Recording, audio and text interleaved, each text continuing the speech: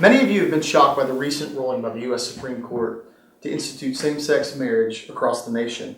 As young adult Christians, soon you're going to be the leading voice in the church, and it's important that you have a godly perspective when facing this issue. Not only am I the pastor of young adults here at Benton Baptist, but in my 37 years, I've witnessed a steady moral decline in our nation at an alarming rate.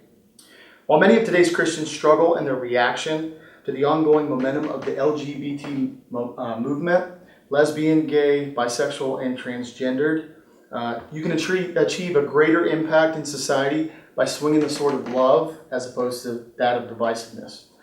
In the next few minutes, I'll validate my thesis by explaining the current momentum of the LGBT movement, the sobering reality the church finds itself in, and the solution for reacting in a manner that better reflects God's peace, compassion, and love for all people. I want to first explain today's social landscape as it pertains to the LGBT movement. The LGBT movement, its agenda has now become commonplace in our nation, mostly due to a sympathetic liberal media, and it's increasingly becoming more popular, especially among young adults. In a 2012 Gallup poll, it revealed that 6.4% of the U.S. population ages 18 to 29 identify as lesbian, gay, bisexual, or transgendered. In John Dickerson's 2013 book, The Great Evangelical Recession, after multiple studies, he concluded that by multiple accounts, evangelical believers are between 7 and 9% of the U.S. population. On one side, you have approximately 7% live in an alternative lifestyle, and on the other side, you have 8% evangelicals. That leaves 85% in the middle who are being influenced by both sides. Oftentimes, they're sympathetic to the alternative lifestyle due to their sensitivity and love for other people. Now I'd like to explain the increasing challenges Christians are facing today as this trend continues. Christians today are increasingly finding themselves in an uncomfortable and sobering reality of the current state of moral decline in our nation. In 2013, for President Obama's second inaugural ball, Pastor Louis Giglio was slated to give the benediction. About a week prior, they scratched him due to comments he made in a sermon 2 decades prior that pertained to homosexuality. In Mark Driscoll's 2013 book, A Call to Resurgence, he says that January 21st, 2013 was more than Inauguration Day. It was also a funeral. The highest office in the land made it clear. Inclusion and acceptance for all Americans no longer includes Bible-believing evangelical Christians.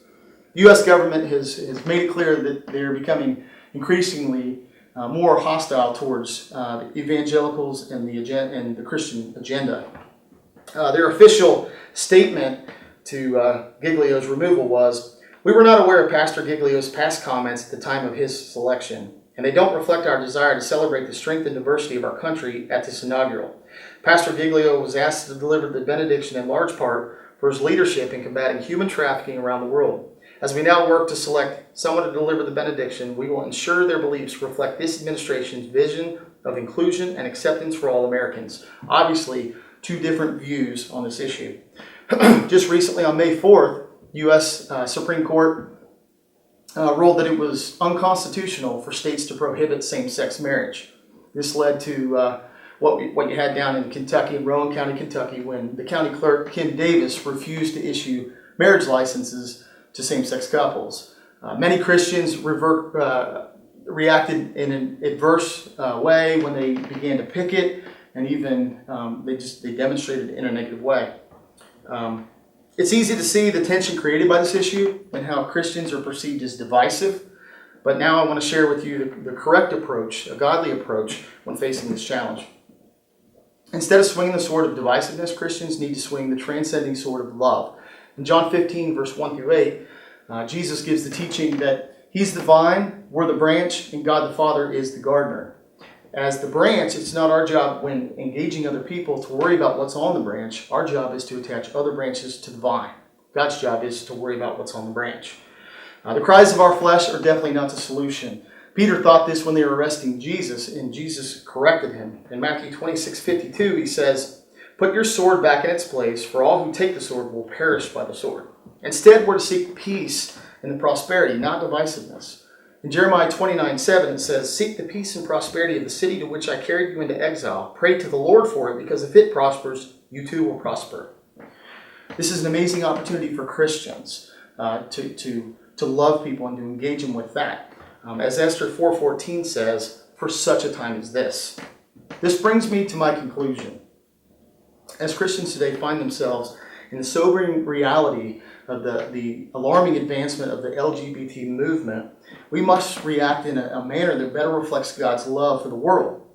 Greater fruit will be produced by Christians in today's society if they exude love to all people who disagree with them instead of being divisive.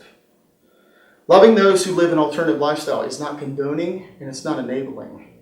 I encourage you to reassess your perspective towards these people so that you'll be able to better magnify God and His love for a dying world.